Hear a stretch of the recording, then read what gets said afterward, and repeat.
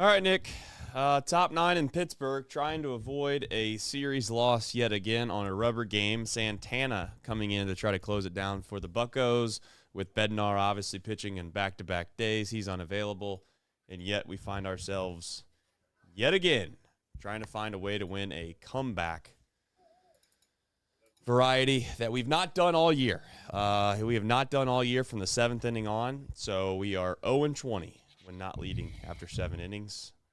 Austin Hayes trying to lead off the inning with the base hit, and he's incapable as he grounds out to Key Brian. Let me know when it switches screens between, I think, Hayes to the next screen. Key Brian Hayes is walking back, and they switch to the backstop screen. Yep. We should be close. We're close enough. Steers yep. Walking around. All right, folks.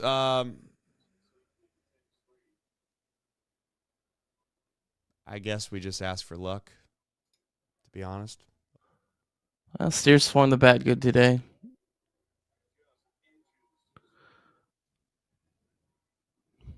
He's had some good at-bats. Yeah. Look good today.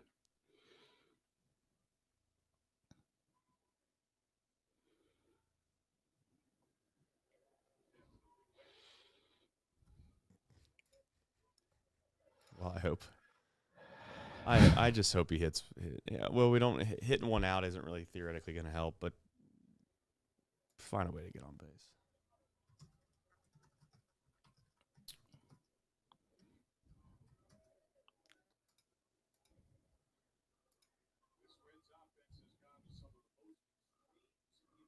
Baseball as a whole, from a business perspective, just seems unsustainable when the stands are this empty. I get that it's a day game, but yeah, most of their money's on TV, though. No, I understand. Well, but with the way TV's going, yeah. I mean that's my point. It's like it seems like there has to be at least one or the other has to happen. The TV providers can't find a way to make enough money to stay in business and provide the teams the revenue they were providing them, and somehow these ballparks seem to always be completely empty. In these, Pittsburgh, and to be fair, it is again clear it's a day game in Pittsburgh.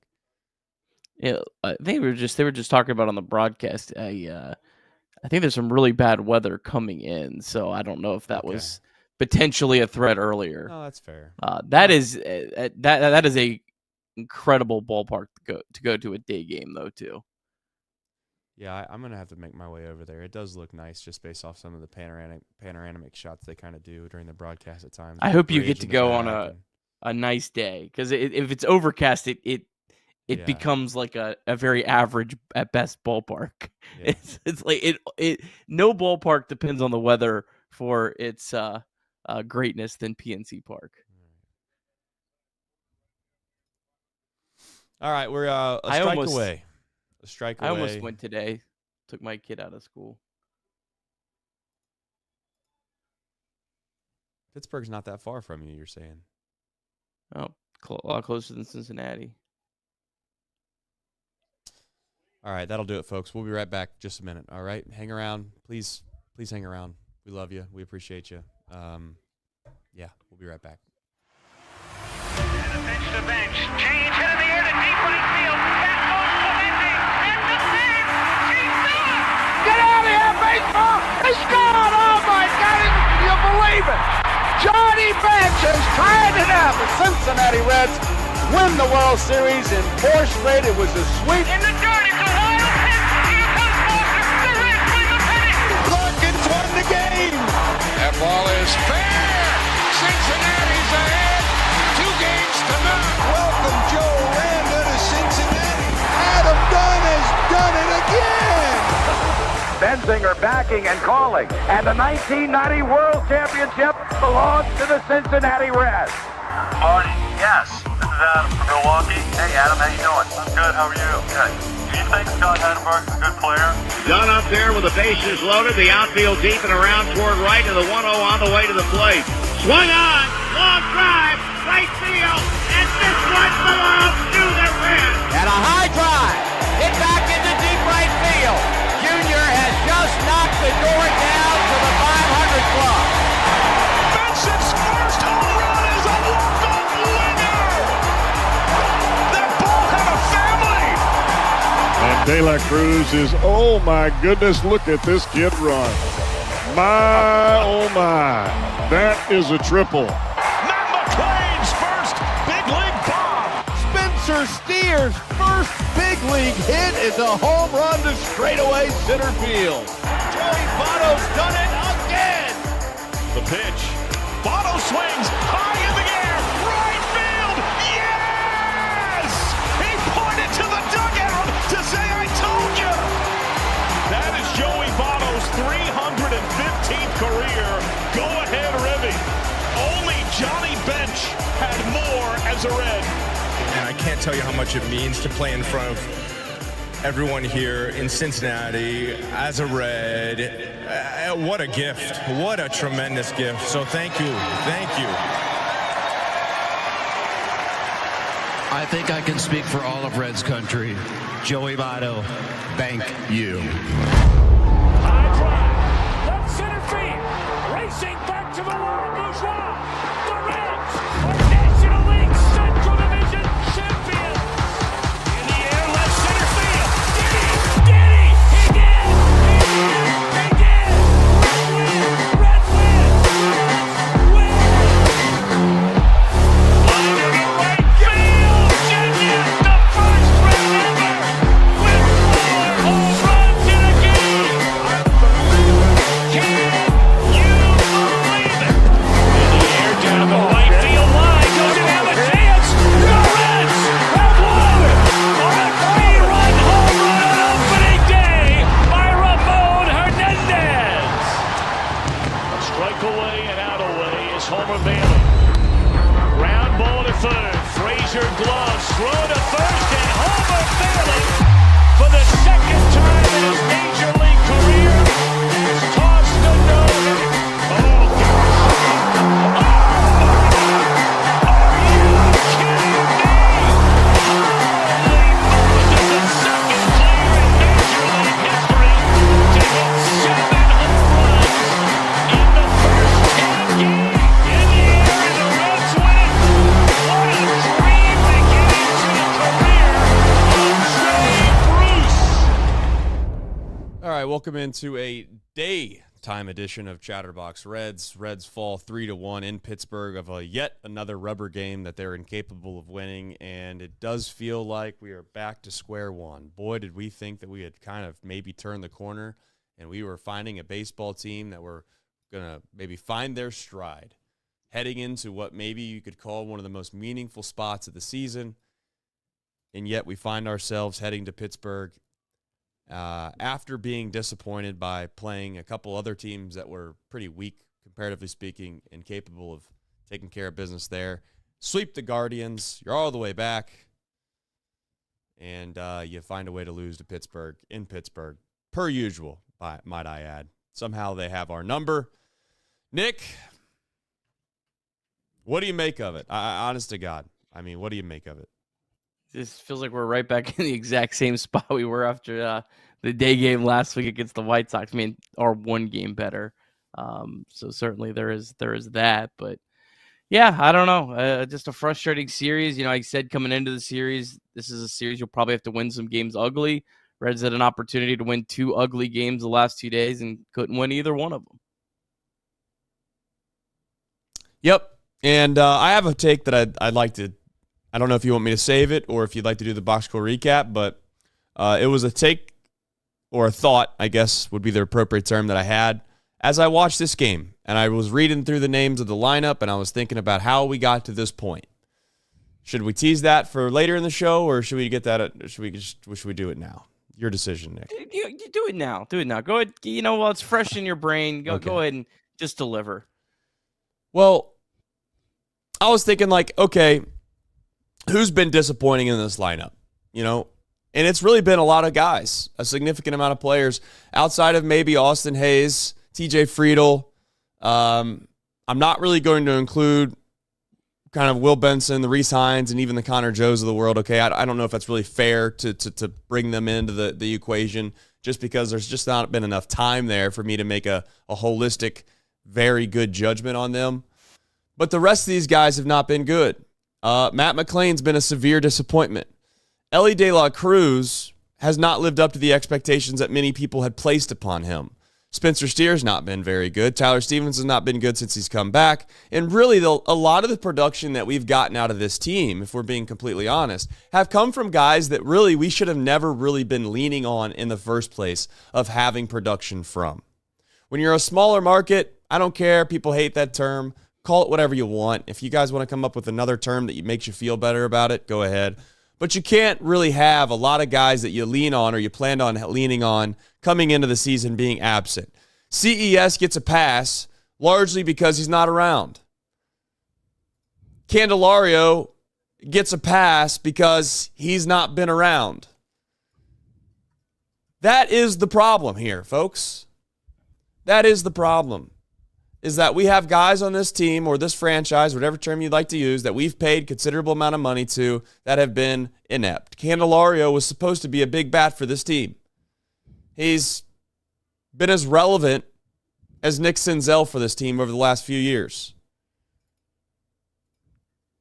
CES, I get he's young, but he was supposed to be that big-time production bat in the middle of the lineup that you could stick at first base and you could find some power from. So what have we done instead? What we've decided to do is we've tried to stick some guys in some spots that probably aren't ready in their careers to be that guy yet. As much as I love Elly, as many know, he's not ready to be a third, a three-hole hitter, whatever term you like to use. He's not ready to be one of your middle of the lineup bats yet. I'm thinking to myself, if he played on a really good team, boy, you would love Elly De La Cruz, wouldn't you? A guy that could hit maybe 7th or 8th in the lineup.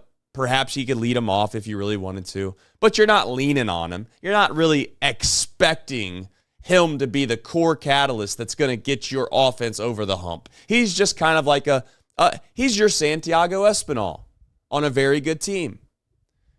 Now, I'm not trying to compare those two guys. Clearly, one's significantly better than the other. But if he played for the Dodgers, Nick, you can laugh all you want. If he played for the Dodgers, their fan base would view him the same way that the vast majority of our fan base views Santiago Espinal. That's what they would view him. This guy can play elite defense. He can get on base. He has speed that obviously Espy doesn't. So he's obviously like the Barry Bonds version of Santiago Espinal, to be very clear. But my point in saying all this is, it's just not the guy that you should be modeling all of your offensive production on. You shouldn't be leaning on a guy that has 1,200, 13, how many? He's probably got 1,300 at bats, if I had to guess, something like that in the big leagues. You're putting all of your weight on the shoulders of a guy that's got 1,300 at bats, where I would argue, Nick, probably his best attribute of what he brings to the team, his offensive production is going to be third on the list. I would argue that his speed in general is probably 1. His defensive ability is 2, in my opinion, at this point in his career. And then his production at the plate would be the third component of all that. So I guess what I'm ultimately getting at is we could be frustrated at Elly and his lack of production in the 3-hole. And I'm not here to say that you can't be frustrated by that. But what I'm going to say is that unfortunately, it seems like that he's going to be the guy that everybody wants to pick on. But when you peel everything back, it really isn't somebody that you should be required or leaning on in the first place. And that's my thought. You know, it sucks that Elly struggled at the plate because I think genuinely he's available. He plays every day. He seems like a great teammate, a guy that everybody loves. He makes unbelievable plays in the field more times than not. Whether you want to give him credit for that or not, you be my guest. I don't care. But he made unbelievable plays today. And then you turn it all around and, well, Elly stinks. Elly stinks. Come on. I'm not going to buy that narrative. You shouldn't buy it either. But this team has far more problems than Elly De La Cruz, folks. He does. Or it does, I should say. You know, I'll dig up some stuff about Elly hitting in the 3-hole, but boy, does it grind my gears that people sit here and they want to try to beat up a kid that his third season in the big leagues, his second full year in the big leagues, and he's supposed to be the guy that we throw the cape on, and he flies us to the promised land. So, I don't know. I think Elly looks worse on days like today after you're facing back-to-back lefties because he hasn't really developed his ability to hit lefties yet. I mean, his numbers against right-handed pitching is still pretty good. He has in there today with a 118 OPS plus against right-handed pitching. But against lefties, he's hitting 213, 237 on base percentage, 76 OPS plus. And he's a very similar player to O'Neal Cruz on the Pirates side. I mean, O'Neal Cruz came up a little bit earlier, but O'Neal Cruz can't hit lefties at all either. He's significantly worse. O'Neal Cruz is hitting $114 against lefties this year. So again, that's not his strength. I think that you had mentioned the other day, should Elly De La Cruz be moved down against lefties? I wouldn't have an issue with it if they had a better lineup. I mean, that's also part of the problem. It's almost like you might as well just bat Elly higher because maybe he'll get more at-bats later against a right-handed pitcher if he's batting higher. But I don't know. I mean, I'm not going to make a big deal about him when he's facing a lefty. I just like you look at Elly De La Cruz and you feel like he's not been great. Still has an OPS 100 points higher than Steer, who's been in the league longer. Still has an OPS 130 points higher than Stevenson, who's been in the league a lot longer.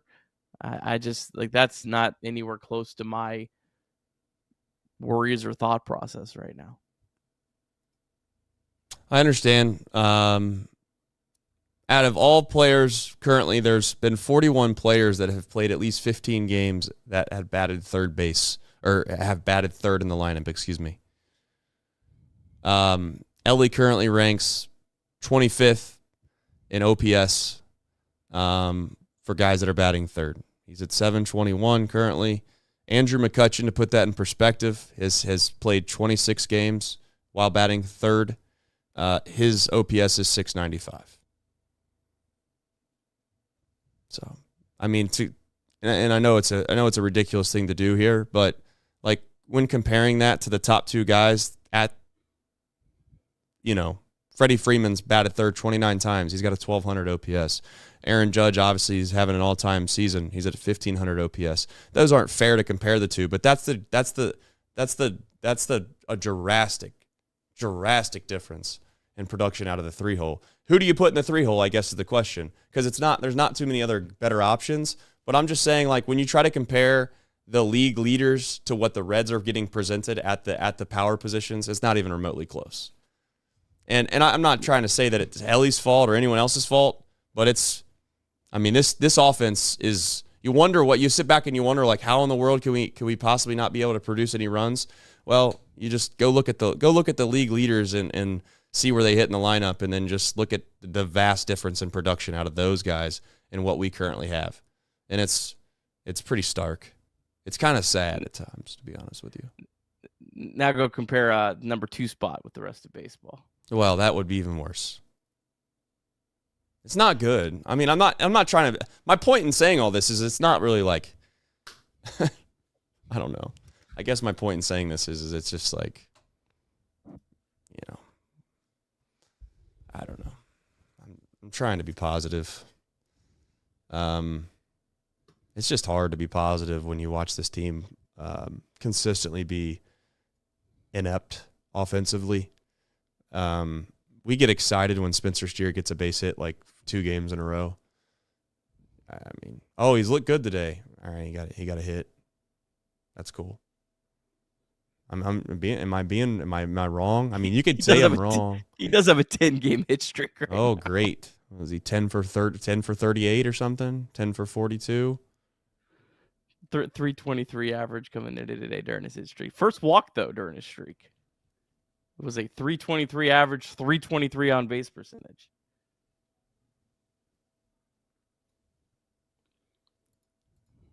We're just trying to polish turds. That's what we do on this show.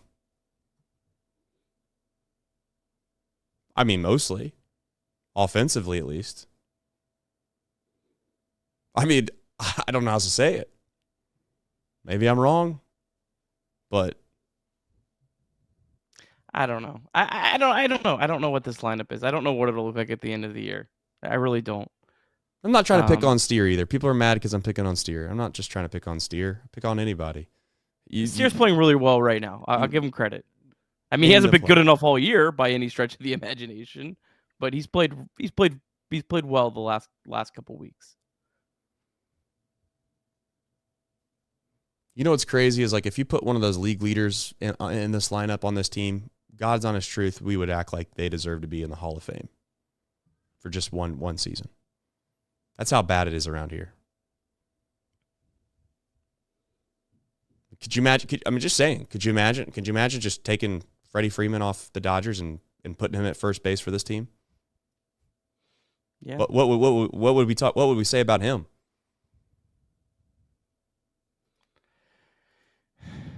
Yeah, I mean, Austin Hayes has been the only one that's been really good all year. Just he hasn't been healthy, so yeah, I don't know. It's a weird team right now that I don't know. I see some upside, but then there's other days where it's just like I don't know. And then I look at the rest of the stats across baseball, and I'm like, yeah, man, it's just hitting's hard.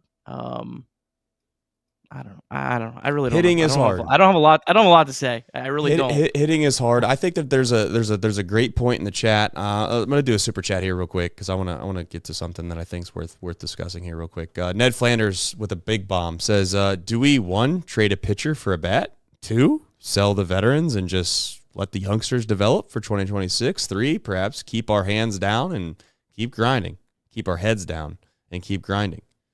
I'm starting to think number 2, and to be, as a refresher, number 2 was sell the veterans and just let their youngsters develop. I don't know. I'll tell you what it is when you have veterans that aren't really doing a whole hell of a lot for you, when you're continuing to give people opportunity after opportunity. It seems to me like you'd rather just let the young guys play, especially when you let the young guys play and they play well. That's the most damning thing about what I've seen so far. You kind of let the kids play a little bit, and they look good. Reese Hines made some great plays in right field.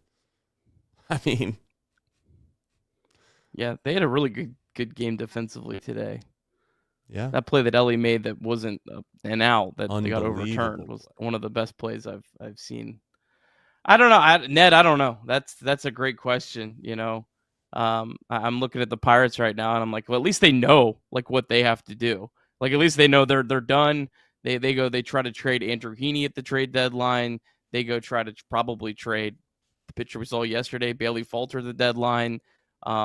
They try to continue just to stockpile talent, where the Reds are kind of stuck in this no man's land. Although by the end of this weekend, we might know where the Reds are at. So. I'm not going to speak too early on that, but all right. I don't know. Trading a pitcher for a bat, I mean, again, it's so hard to find big league for big league trades that work, and the Orioles were the one, but they're probably going to be selling. So, I mean, unless you're trading one of the starters you love that has multiple years of control left, the Orioles probably aren't interested. Like, the Orioles have no interest in Nick Martinez or Brady Singer. They probably don't even have interest in Nick Lodolo because he doesn't have that much control left. They probably want Chase Burns or Rhett Lauder. So I guess if you're, maybe Rhett Lauder would be the one that would maybe make sense to try to trade to the Orioles. But that's probably the only guy that I think would make sense. Andrew Abbott. Yeah. I'm just saying, like, if you want to get somebody that's not going to help this damn team right now. Like, it's like you have a leaking boat and you're taking out one plug to put it in another, and all of a sudden you're going to have pitchers trying to fill that spot when you have injuries that aren't in the big leagues, and you're going to start losing games by giving up 8 runs. So. Yeah, but I mean, you could argue that this team, it all depends on who you get back. And I would also say, like, man, you can't swing and miss if you're going to do it. You can't miss again. But my point in saying that, Andrew Abbott would be like, when Lauder comes back, you're banking on him being good, and if he's not good, then you swung and missed. Or you're banking on the fact that you think that you're getting a great value out of Abbott, and you haven't seen Abbott be able to extend a season and be viable at a time in which you need him the most anyways. So basically what you're getting is an arm that's good for half of a season, at least to you. But I'm not in a point of trading anybody at this point. I just got to kind of hold, take a check, if you want to call it that, check, and let it come back around and see next time if you want to bet or if you want to fold. I don't know. All right. Jacob Doyle says, same as it ever was. Go get Ryan O'Hearn, Ben Rice, or Yandy Diaz. Yeah. Maybe. I don't know. Bryce says, the love affair for Espinal is something to behold in this chat. You can name 5 different problems with the Reds other than Elly. Not saying he's blameless, but my Lord. That's what I was trying to get at. But well, 32 then chimes in and says, Reds are now 3-21 when the opponent scores first. Interesting. Yeah, I mean, they've not been good. The reason they've not been good to be able to come back and win is because when you come back and win, you got to score runs. Can't score runs. This team can't score runs. And you can say whatever you want to say, but they didn't score runs against the Guardians either. They didn't. Will Benson was hot. Like, that was. It's so crazy, isn't it? Like, I hate to be like so beat up about this, but I just feel like I'm beat up because Terry Francona has a vendetta against Will Benson, in my opinion. Maybe it's not true. Maybe I just made that up, but it feels that way. It sure looks that way. It was good to see Lux was able to walk out to left field a couple times today. That extra 12 hours of rest fixed his ailingness. Well, it's just when you have a DH and you have the roster options and the flexibility that this team has to kind of mix and match and get guys in the lineup. That Will Benson, I don't know. Like, I don't get it.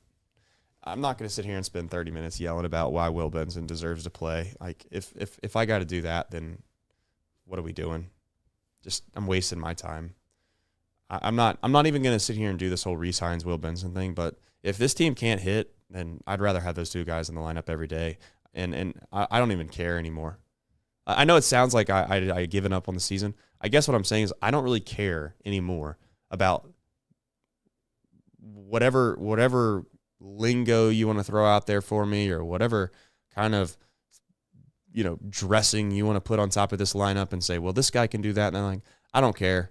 I'm so sick and tired of watching guys just hit weak ground balls. I'll take a guy striking out 4 times if it means he might actually hit one over the fence. I've said that 1,000 times on the show. I'll say it 1,001. Resigns Will Benson. Just put him in the lineup. I don't care how you do it. Just put him in there. Oh. But that's not going to happen. So it's not going to happen on Friday either. No, we're going to run out Connor Joe and. Well, the Reds are facing a lefty again. That's what I'm saying. We'll run out Connor Joe and Resigns won't play. Probably. I mean, what do they see in these guys? Not trying to be a dick, just being honest. Why? How come in Cincinnati we love these retreads? Boy, do we love retreads. Do we love guys that have had like 5-6 years in the big leagues and never been good? Why is that? I don't know. Am I making you depressed right now? I'm trying to. I don't really have a lot to say. Like, they lost 2 ugly games to the Pirates. We move along. I don't like. I'm not gonna sit here and cry about Elly's struggles. Like, he's struggled. He's young. I'm sure when he's hot, everyone will feel different. It is what it is. Like, I don't understand. Like, what are we? What am I supposed to do? Sit here and like be mad at Elly? Like, no. What do you want me? What am I supposed to do? Like, why he hasn't hit? Yeah. My point with the whole rundown, to be clear, on the front end of this show about me and Elly, I wasn't trying to get on Elly. I was just trying to say, like, that's the fact that this franchise is put in a spot where we're relying on a guy to be the linchpin of our lineup with 1,200 at bats in his career, where I would argue, out of the 3 attributes that you could argue about a guy, the 5 tools, you want to run through the 5 tools of Elly De La Cruz? Which one's the worst out of the 5? His arm? Maybe number 1. Okay, let's say his speed this year has been down, but let's just say his arm's number 1, his speed's number 2, right? I'd say his fielding's number 3. His power's probably 4, and his overall approach is 5th. Yet he's supposed to be the guy that's going to get this offense over the hump. Make it make sense to me. You can't. You can't. That's my point. I'm not trying to be mean to Tyler Stevenson. I'm not trying to be mean to Spencer Steer. I'll put Matt McLain in the same boat, but he plays great defense. I'm talking about guys that are put in positions. The reason I pick on Spencer Steer, it's not because I don't like Spencer. I think he tries his damnedest. I think he's been available for this franchise. I think he means well. He works really hard. But and to be fair to him, maybe they're asking him to do something that's not fair to him either. But my point in saying this is that he's being put in a position that is a premium for power and production at the plate. He's not provided that. He's also put in a position where I would argue a good first baseman can dig balls out, stretch, get outs that you can't see in the box score. And he has played decent defense over there. So I don't want to just kill him and say he can't catch a ground ball. He has played good defense. He's made some plays over there. But I'm holding his up. I'm kind of like holding his end of the bargain up as where he's put in this lineup in the spot that he plays. Maybe that's not fair to him. Our third baseman is a defensive specialist at best. Could hit left-handed pitching when able. Our second baseman's young. He's been bad. Our shortstop has not produced the way we'd like it to. Our left fielder is a platoon situation that's not been platooned. Our center fielder's played great. I'll give TJ Friedl all his flowers. And then our right field situation's been abysmal. And the only catcher that's the catching, it's like, not to get crazy, but like the catching was all-star level, and then they just completely got they just got road. They basically just got swiped. They got sent to the curb. You know what they got? They got Luke Weavered. Like, oh, you know what? We got this Williams guy. He came from another team. He's better than you. I know you've been doing good, Luke.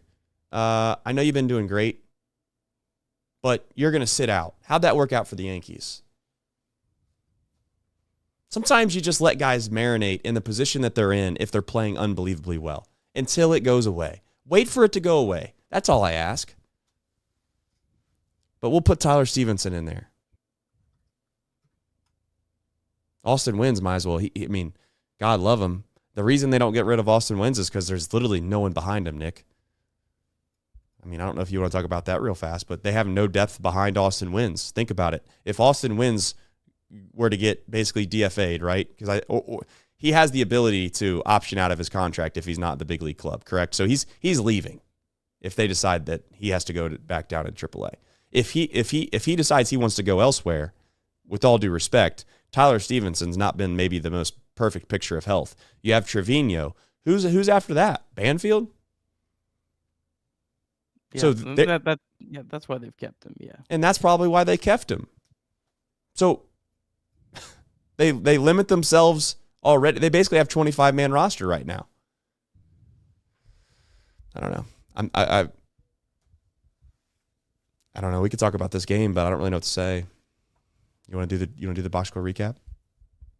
Let's do it. All right. Box score recap presented by Nick Kirby. All right, Reds taking on the Pirates. Rubber game of a 3-game series at PNC Park. Brady Singer against the lefty Andrew Heaney. Pirates jumped out to a 1-0 lead in the first on a Brian Reynolds sac fly. The inning could have been worse if not for a nice throw by Reese Hines and a tag by Tyler Stevenson at the plate to end the inning. Reds tied the game at 1 in the third on an Austin Hayes RBI double, but the Pirates retook the lead in the bottom of the fourth on an RBI single by Henry Davis.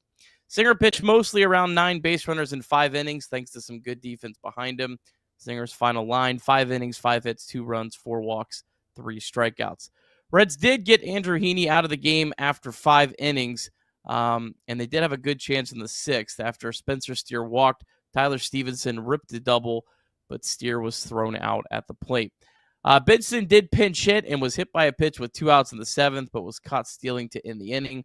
Ashcraft gave up another run in the 8th, but that would really be the Reds' only chance. Reds fall 3-1.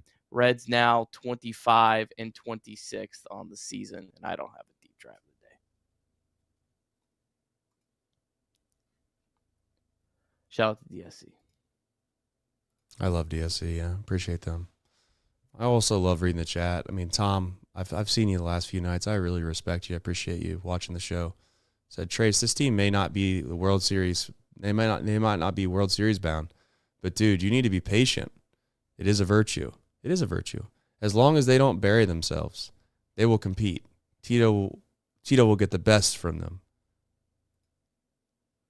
What are we? Okay. With all due respect, Tom, we're a third through the season. If it wasn't for Will Benson, who I screamed and yelled about, and so did Nick to get brought up here, we'd be how many games under 500 now?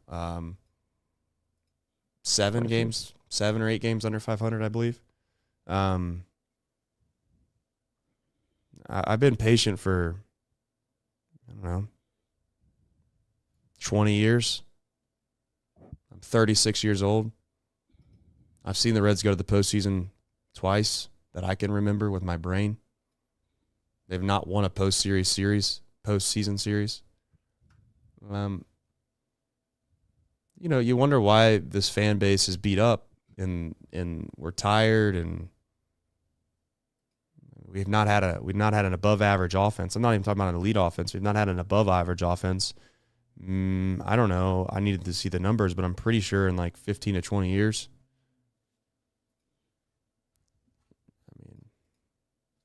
I'm sorry if I feel like I'm being a little apathetic, but because I kind of am. You can only lose so many one-run games. Today felt like a one-run loss. I guess they tacked on one in the eighth inning, bottom of the 8th inning to make us feel better. But it was 2-1 headed into the bottom of the 8th. So, anyway. All right, let's talk about the game. I guess we've discussed offensive woes at this point. I don't know if we really need to get into it a whole lot more. Unfortunately, the box score, when you look at the individual stat lines, Nick, it doesn't look too overly terrible, but they're never capable of kind of stringing these hits together when you need them the most. Maybe that's just kind of dumb luck, but it just feels like that dumb luck never turns around for this offense. So it happened again today. You score 1 run. So we'll see what ultimately that brings. But the crazy thing is that's maybe the most scariest topic to discuss is this pitching staff can't keep doing this, can they? I mean, maybe they can, but it'd be an all-time season, wouldn't it, Nick? I don't know the numbers in front of me, but I feel like it would be an all-time season if this Red staff continued to do the thing that they have been doing this past third of the season for the rest of the season. I'm not saying that regression's right around the corner, but damn, does it not seem like at some point we might come back down to earth a little bit here with this staff? I know they were supposed to be good, Nick, but this is elite. This is beyond good. I do kind of feel like maybe the starting pitching overall, like their numbers don't exactly match as great as everyone thinks they are. Like there's our 9th in starting pitching ERA in baseball right now. Now, Chase Petty, I'm sure, has inflated that a little bit, but I'm sure there's probably a lot of other teams that have also had one pitcher, inflate their ERA. I feel like I don't know. This is gonna go ahead, please.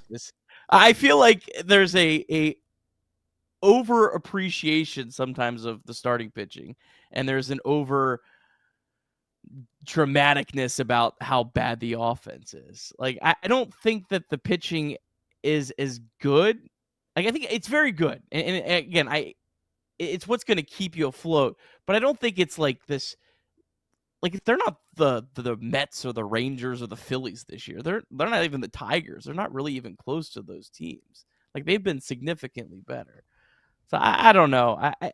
The offense is just, I don't really look at this lineup and I go, man, that guy individually is a problem. The issue is there's just not a guy that's a dude that's a solution for this team that's putting the team on his back other than Will Benson against the Guardians. But Will Benson wouldn't have done that against a left-handed pitcher. Like you could say, like he should have been in the lineup the last few days. He wouldn't have done it. We've seen it over his career. He can't hit lefties. So yeah, that's the issue. And it'll feel much better at times when a couple guys get hot, like Benson got hot this weekend. Someone else is going to get hot at some point. And will that keep you afloat long enough? I don't know. Well, someone has to get hot. I mean, we could sit here and say that, oh, they're going to do this or someone's going to do that, but the only person that I've seen that's carried this team has been two guys. It's been Austin Hayes when he first came back from injury, and it's been Will Benson. And yeah, that's it. We've had the rest of these guys. Lux maybe a little bit, not as he didn't take the full weight of the team. He maybe took an arm and a leg. Right. No, Lux and TJ Friedl both have had solid. Yeah. I guess solid seasons. It's as simple as this. When the rubber meets the road, do we have enough good players? And the answer we'll ultimately find out. As Tom said, I'll be patient. I guess I'll be patient on a show like this. I'll wait my turn. We'll see how some of these guys that have struggled wind up. But and I also say, like, the catchers, the catchers combined were the best catcher in baseball. and they just stopped playing because we had a guy come up that was supposed to be better than them. That's the truth. Who had the best swing of the day today? He had the best swing of the day today. All right. I mean, if the ball gets bobbled, we're talking completely different about Tyler Stevenson today. I'm not trying to kill Tyler Stevenson. I'm just suggesting that he's not been nearly as good as what the production was behind the plate. Fair or unfair, that's the truth. He hasn't, but in fairness to Tyler Stevenson and the Reds giving Tyler Stevenson a shot, in some ways, Tyler Stevenson is also, among the catching side of it, the Will Benson and the Rhys Hines, because he actually does give you significantly more upside at that position than the other two guys do. So, we want Will Benson to play because he gives you that opportunity. Tyler Stevenson, did he hit 19 home runs last year? Like, he also kind of has the ability to be a guy that could get hot and win a couple of these 1-0 games or 2-1 losses or a lot of these 1-run losses as well. All right, then he can DH. I don't have a problem with Trevino playing more, but it's because of his defense. You say that, but I also say, well, he's also been one of the best hitters on this team. Can't say I'm wrong. He won't. That's fine. We can sit here and we could just make proclamations that we just think are true. But on the one hand, I would say Will Benson, the same theory and the same mindset that you have with Trevino is what many people do with Will Benson, because based off of what he did last year. That's exactly what happened. And I know what you're going to say. Will Benson hasn't had a long enough career to say this is exactly who he is. But what about Candelario?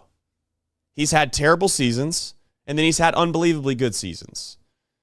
Trevino, I guess, I'll play the opposite side. You want me to be the agent for Trevino? The argument that I'd had is that he's never played in a ballpark like Cincinnati, and maybe he's never been put into a position that he feels more comfortable than now. He's always, not been the guy at this point in his career. I don't know. I mean, you can make up whatever you want to make up. I'm just saying that he was playing unbelievably well. Somebody comes back. Doesn't matter how well you played. You're out. He's in. That seems to be the motto with Tito. He's got his guys. He's got the guys that he wants to play. He thinks that these are the guys that probably are going to give him the best chance to win. and results be damned, he's going to play them. So I'll be patient and wait my turn and see how it all winds up. You know? And I know I've said this before on the show, and maybe my brain has been completely warped because I've sat here and the one team that I loved the absolute most in my life was a team that I was told that the guy that was going to lead them to the championship could never do so because he wasn't good enough. He didn't have any stars behind his name. He was a walk-on player. He wasn't good enough. His stats weren't good enough. He was only 5'10", can't see over the line, can't make the throws in big clutch situations like the big arm quarterbacks. And lo and behold, that SOB was the only guy that won back-to-back national championships at a school that hadn't won a championship since 1980, and they've had quarterbacks like Matt Stafford and every other five-star that I've ever seen. So every time someone brings up and tells me, well, this guy's got better upside or this guy's better than this guy because this, and this, and it has nothing to do with the actual production on the field based off what we've seen in the present day, well, we're just proclamating things that we don't know for total that's certain. And all I'm saying is maybe Trevino doesn't get penciled in for the rest of the season at catcher just because of the start he had. But I know this, I'm not putting any kind of damper or wet blanket on the fire. Not doing it. And that seems to be what we've done. So now, I hate to say this, but it seems like Trevino, a guy that I thought should have continued to get opportunities, now probably, not trying to give him an excuse, but probably comes back down to earth and maybe has lost his touch a little bit. We'll see. Is it something to get crazy fired up about? No. But on a day like today, maybe we kind of extend it and make a show about it. But shout out to 988. I just want to say you can text or call day or night. Thank you to them for being a part of this show. Appreciate the resources that are available, 24/7 anonymous hotline. It's okay to not be okay. You can always visit mantherapy.org as well. It's been a tough couple days. So it's been a tough couple days as a Reds fan, simply put. So shout out to Neil Harris in the chat, says, I'm not turning this into a big old UGA show, but he says UGA's defense, how bad, how many number one picks? Yeah, UGA's defense was good. They also had to score 44 points or whatever it was against Ohio State. So I don't know. Maybe the defense won that game. I don't know. They gave up 38 points in that game, or what was it, 41 points in that game. Why don't you go back and look? And watch that game and tell me whether or not you tell me who helped win that game. The unbelievable elite defense when they gave up 40 points. Maybe I'm wrong. I don't know. My whole point is just simply put, let's not jump to conclusions when guys are playing unbelievably well. Perhaps when a guy's the NL Player of the Week and is in a spot comes up where you could possibly use him in a tight game, you use him. Maybe, just maybe, the next chance you have it at all to possibly play him against a right-handed pitcher, you do it. I don't know. But I'm glad Connor Joe keeps getting at bats. Boy, I'm thankful for that. Just the guy I thought would take us to the promised land, Connor Joe. All right. What else am I going to bring up? Anything else that you want to talk about, Nick? I'm sorry that I went on a complete rampage. No, I was going to cut out for the podcast. I thought Tyler Stevenson had a nice swing today, but that's fine. He might have. He did. Thought Steer's playing well. I mean, that's about it. We move on. I'll tell you what. I mean this with all due respect. This is the easiest market. One of the easiest markets to play in. It just is. I mean, we do our best to prop these guys up as much as we can. We do. Could you imagine in Philadelphia, this team?